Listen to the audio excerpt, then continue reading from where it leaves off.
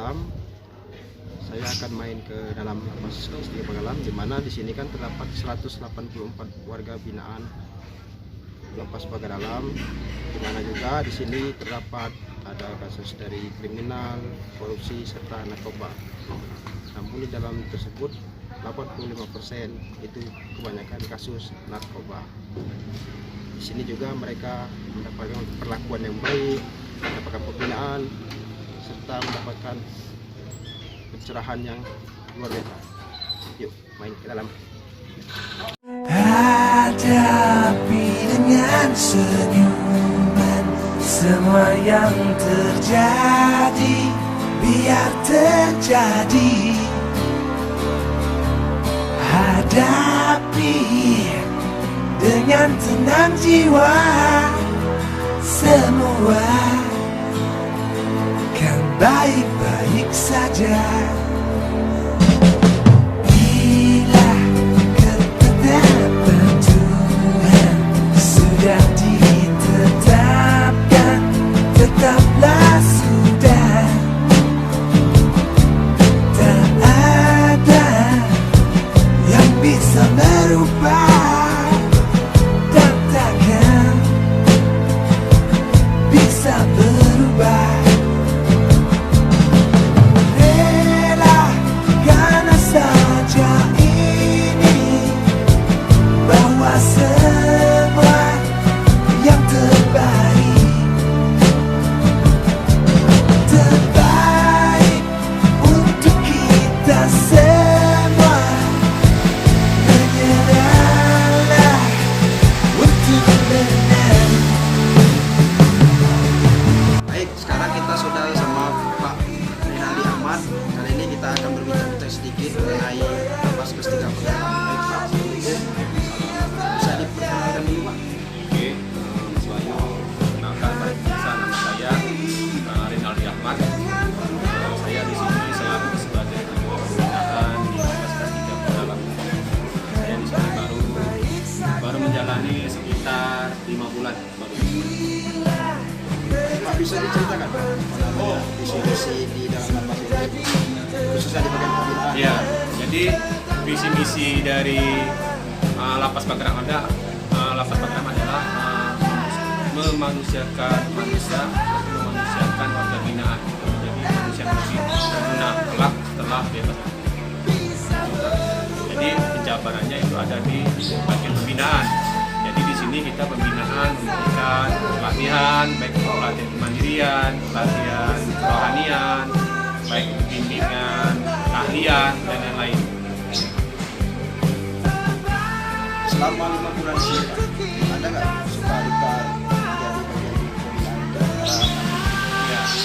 Jadi kalau ini Mas ya, kalau bercerita tentang suka duka ini banyak lah sukanya sini Mas. Sukanya, Ya, ya. karena jujur kita sebagai petugas pemasyarakatan dalam hal ini di pembinaan, kalau kita memang dari awal kita niatnya pengen memang untuk mengabdi kepada negara, kepada masyarakat dalam hal ini warga binaan, itu niatkan kita sebagai ibadah. Mudah-mudahan banyak sukanya Mas yang kita dapat. Contohnya kita di sini kita nambah saudara banyak. Jadi warga-warga binaan yang di sini yang merasa mereka tidak pernah dikunjungi oleh keluarganya, mereka berkeluh kesah dengan kita. Jadi seringnya kita berinteraksi dengan mereka, ada rasa memiliki kita sebagai petugas dengan warga binaan. Jadi kadang-kadang kita sebagai petugas ada masalah ataupun ada pekerjaan di luar misalnya yang tidak bisa kita selesaikan, kita minta tolong sama mereka untuk misalnya benerin apa mereka bisa. Nah itu tadi ada. Jadi kalau saya sih jujur secara pribadi banyaklah sukanya dibanding dukanya. Bisa Pak diceritakan tentang program bagian pembinaan khusus ini? Ya. Hari ini? Jadi untuk tahun 2019 ini Pak Mas Wahyu, kita 2020 ini kita di Lapas Pagalam memiliki beberapa program pembinaan. Itu ada 2 program pembinaan, satu program pembinaan kemandirian, lalu kedua program pembinaan kerohanian. program pembinaan kementerian itu berorientasi ke dalam hal memberikan keahlian kepada warga binaan yang bisa langsung dipraktikkan nanti apabila mereka keluar. Contohnya itu pemberian pelatihan jangkrik, peternakan jangkrik, perikanan ikan lele, pembuatan tempe, pengelasan dan lain-lain. Sedangkan untuk pembinaan kerohanian atau kepribadian itu kita lebih bersegmentasinya kepada kerohanian, mengembalikan mental mereka, untuk mereka bisa merasa bahwa mereka tidak lagi down, bahwa mereka tidak terkucilkan dari masyarakat. Kita tumbuhkan rasa kepercayaan diri mereka bahwa mereka sudah berubah, mereka sudah siap untuk diterima lagi di tengah-tengah masyarakat. Itu bisa kita lakukan dalam program. Satu, kita memberikan kerohanian dalam bidang pondok pesantren, pengajian, lalu kita adakan pustakaan membaca di sini bekerja sama dengan pustakaan daerah. Lalu kita juga ada paket. Kadang-kadang kalau yang tidak ada bisa membaca, kita berikan dan kita kasih latihan untuk supaya dia bisa membaca atau menulis dan juga membaca Al-Quran di sini, Pak. Jadi warga binaan itu kan bakal ini Pak, keluar dari sini dia bakal bisa berubah. Iya, kan? jadi kita pengennya sifatnya di sini mereka dulu yang di luar itu ngomong tidak terarah, tidak bisa ngaji, tidak bisa sholat, tidak bisa punya keahlian. Kita berharap selepas keluar dari sini mereka mempunyai skill, mempunyai akhlak yang mulia, bisa berbaur dengan masyarakat, bisa terima oleh masyarakat, bisa membangun tempatnya untuk menjadi lebih baik lagi. Nah, terakhir Pak, untuk pesannya Pak untuk warga binaan dan untuk masyarakat yang memang jangan sampai masyarakat tuh ngelakuin kesalahan itu kan. Ya, jadi pesan saya selaku kepala pembinaan di Lapas Kelas 3 Pagar Alam, mewakili kepala lembaga pemasyarakatan Kelas 3 Pagar Alam. Ini kami berharap semoga teman-teman kita, teman-teman kita, warga-warga kita, masyarakat kita yang harus kita rangkul.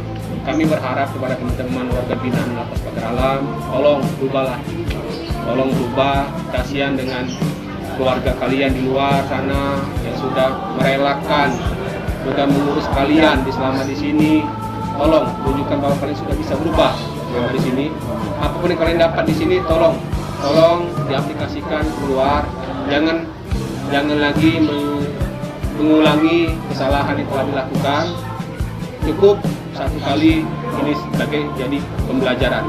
Sedangkan untuk masyarakat, mari kita mematuhi seluruh tata tertib yang ada di masyarakat yang ditetapkan oleh pemerintah, baik itu tata tertib masyarakat maupun hukum maupun apapun itu tolong kita ditaati. Jangan sampai nanti kita berujung ataupun nanti bermasalah dengan hukum, pada akhirnya nanti lalu masuk ke dalam lapas. Nah, itu saja perbincangan dan wawancara saya sama Pak Rinaldi Ahmad. Untuk semuanya, setiap orang itu mempunyai masalah, tapi bagaimana masalah itu kedepannya kita pelajari lebih baik lagi gitu.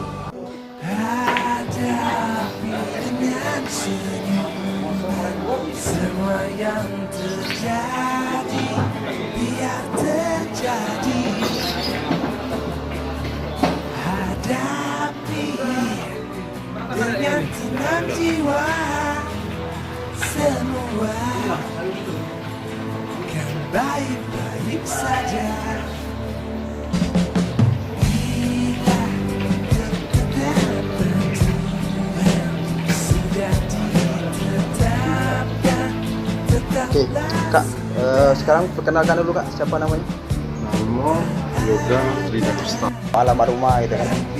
Alamat sinilah di Kampung Purwosari.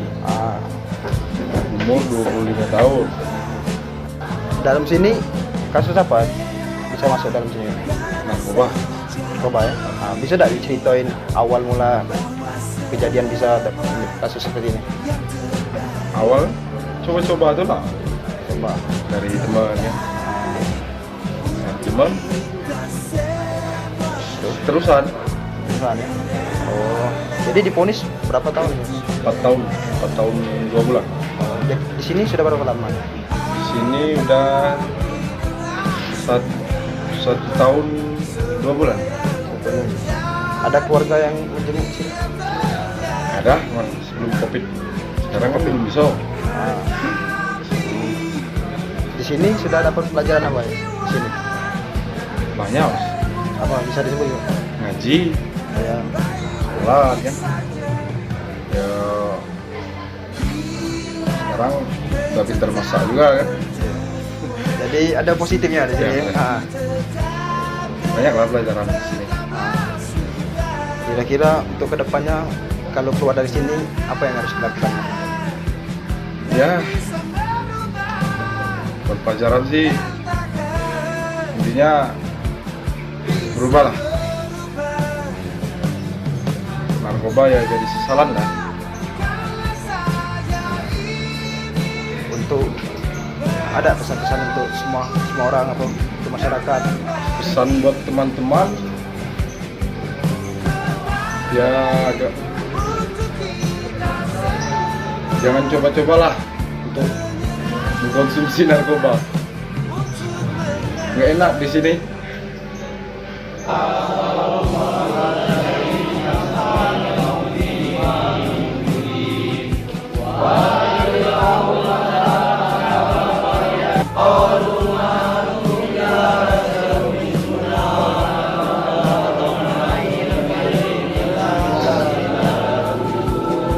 Bu, bisa diperkenalkan Bu namanya? Saya harus memang umur 55 tahun. Tinggal di Kampung Purwosari. Sudah berkeluarga Bu? Oh, sudah punya anak? 3 anak ya? Oh, ini bisa masuk di sini itu masalah apa Bu itu Bu? Salah narkoba. Awalnya Ah. saya itu kan catering ya, Iya. ngisi catering di sini. Hmm. Atau ada yang nitip gula itu ke saya. Saya nggak tahu kalau isi narkoba. Saya ini termasuk dijebak. Saya nggak tahu. Pas pemeriksaan saya kasih semua. Itu kan namanya setiap kita masuk kan dikasih pemeriksaan di sini kan. Saya kasih semua. Akhirnya dibuka di dalam gula itu ada narkoba. Putusan hakim itu berapa lama Bu di sini? 4 tahun sebulan. Kata semua ini sudah jalan berapa lama nih? Sekitar 2 bulan. Setahun 6 bulan ya? Oh. Ada nggak keluarga atau anak suami menjenguk di sini? Sebelum COVID ini tiap hari anak kesini. Lalu sekarang kangen nggak sama keluarga Bu? Kumpul keluarga? Saya cepat pulang gitu kan. Bisa mengisi keluarga lagi. Bisa saya berusaha lagi di luar. Di sini sudah ada pelajaran apa Bu? Banyak juga di sini. Saya yang tadinya nggak pernah sholat duha di sini bisa sholat duha. Lagi itu Bu? Bisa kalau ada acara sekali-sekali ibu-ibu sudah bikin kue di sini saya bikin kue. Boleh ceritakan Bu suka dukanya yang terjadi di sini, sukanya apa, dukanya apa gitu kan di sini kan? Sukanya namanya kita kan di sini bisa ketemu sama orang-orang di sini ya. Bisa yang nggak kenal akhirnya kenal kan. Kalau dukanya saya ini suka kayak ngetan sama anak-anak gitu kan. Nah, sering ingat kapan malam itu sholat tahajud saya suka nangis. Untuk kedepannya Bu, gimana tuh Ibu sendiri kedepannya? Ya, kedepannya saya namanya saya pengaruh jualan di rumah ya. Ya terus saya akan melakukan jualan saya akan buka laundry ya. Itu aja. Saya bisa lakukan. Sedikit misal tadi ya. Saya sangat menyesal Pak, karena saya itu nggak tahu menahu karena saya dititipin orang. Bisa memberi pesan untuk semua orang apa untuk orang-orang di luar sana jangan Ya, untuk orang-orang yang di luar sana, saya kasih peringatan. Kalau ada seseorang yang menitip sesuatu apapun yang tidak dikenal, jangan diterima. Karena itu akan merugikan kita sendiri. Itu aja. Selalu hati bertanya, adakah kasih suci dalam cinta? Adakah cintamu?